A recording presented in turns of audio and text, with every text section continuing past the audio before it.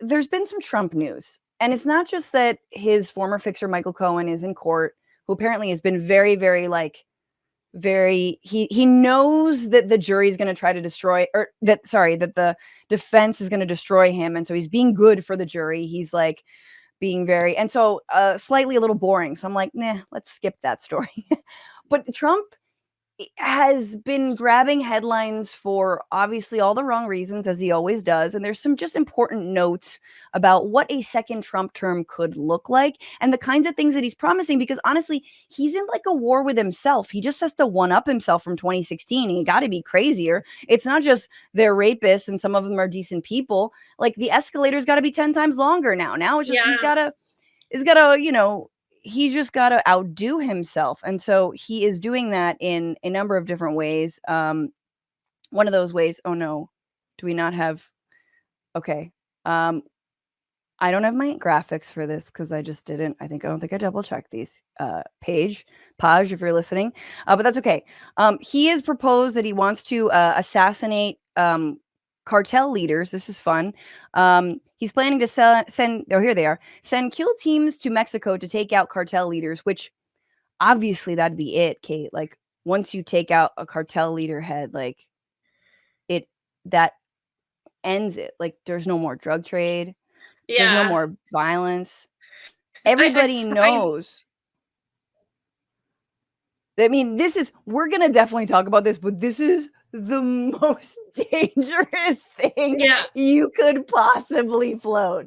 Yeah. So haven't you seen Narcos, homie? Like just watch some Netflix. Yeah, who is going to be the person to do that assassination, and are they coming back? But I don't know. I saw this one and I'm just like, okay, now he's going to send them to, Mexico. He's not really going to do that, but maybe he will. I don't know. It seems very hard, but it's like he's floating this idea of like, extrajudicial assassinations in other countries. And I don't feel like it's necessarily too long before it's like, oh, let's, assassinate the drug kingpins here. And then it's like, every immigrant is a drug kingpin, like all these people were, or like they were kingpins. Yeah, or just like like this logic that unfortunately the Biden administration has normalized with Hamas is like, oh, we had to do some, kill, 6 people because there was one drug kingpin there. And it's like, I just think that once you open the door to like these assassination type schemes, like either the Biden or Trump administration can take it in a very dark direction, but I think Trump is very likely to. Yeah, that is it. It just like, we talk about on this, have talked about like the violence is always, you import the drugs and you export the violence. That's the way the drug war works, right? And never the twain shall meet. Even the drug dealers know, and the cartels know, like you don't bring the violence if you can avoid it into the States. This would 1,000,000% do that.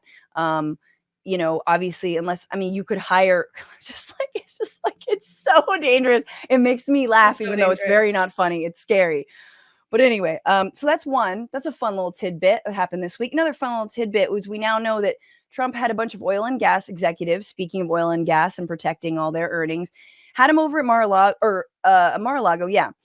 And he said to them, you are all wealthy enough, and you should raise $1 billion to return me to the White House. At the dinner, he vowed to immediately reverse dozens of President Biden's environmental rules and policies and stop new ones from being enacted, according to people with knowledge of the meeting who spoke on condition of anonymity to describe a private conversation. So now this apparently is being investigated, I believe by the DOJ, but it's now like, ooh, we can't do bribes that out in the open. You gotta just it's gotta be like some vacations and private jets and, in Clarence Thomas's case, like whatever, 16-wheelers, 18-wheelers, I don't know what they're called, luxury RVs. You don't do it that like going once. Like he just auctioned himself off. Yeah.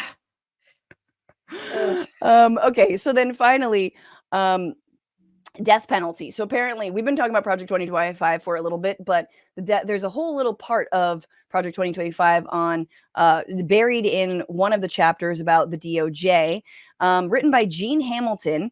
And he wrote that the next conservative administration should do everything possible to obtain finality for every prisoner on federal death row, which currently is 40 people. One thing to know, and this is from the Rolling Stone, they note that Trump killed 17 federal inmates who were on death row, just like on his way out. Like, oh yeah, kill them. Like that's more than I think in decades had ever been done.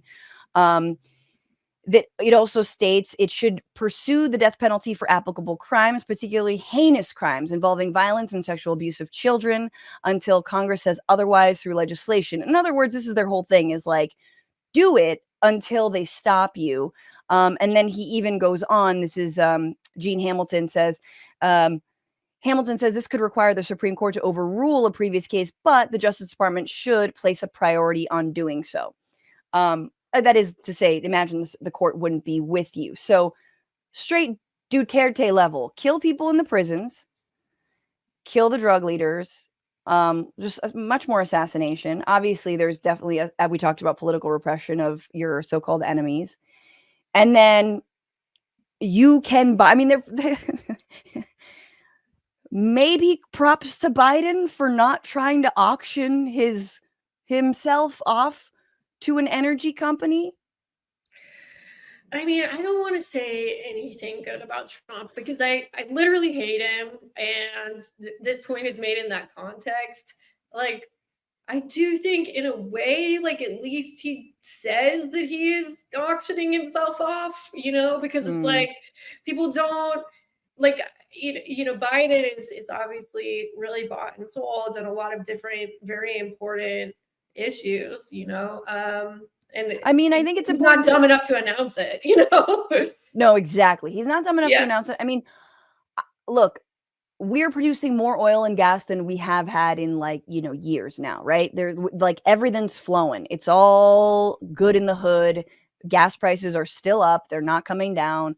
And they, the sector has Biden by his balls, and he's like, here are my balls.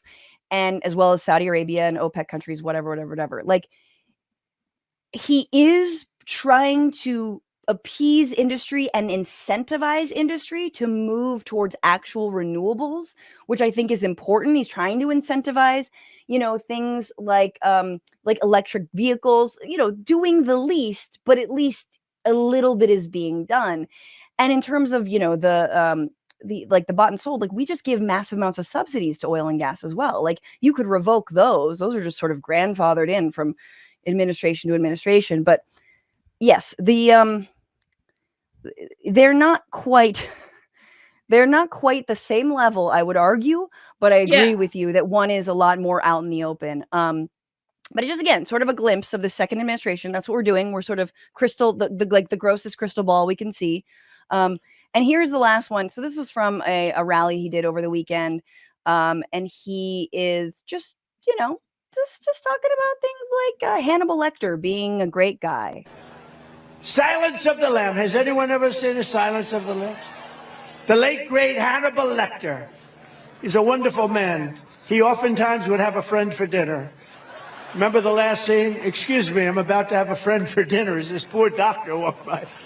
I'm about to have a friend for dinner, but Hannibal Lecter. Congratulations, the late, great Hannibal Lecter. We have people that are being released into our country that we don't want in our country. I'm smiling because I'm like, what is wrong with it? It's so weird. Yeah, why are you so weird and ridiculous? And yeah, I don't know. Okay, so here's what Trump does, because I feel like sometimes my brain does this as well.